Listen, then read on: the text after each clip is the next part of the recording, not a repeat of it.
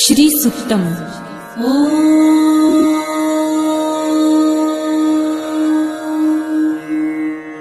हिरण्यवर्णां हरिणीं सुवर्णरजतस्रजां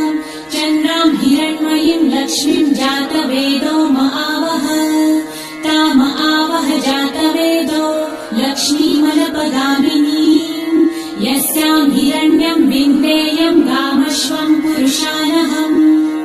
अश्वपूर्वां रथमध्यां हस्तिनादप्रबोधिनीं श्रियं देवीमुपह्वये श्रीर्मा देवी जुषतां कासोस्मितां हिरण्यप्राकारां आर्द्रां ज्वलन्तीं तृप्तां तर्पयन्तीं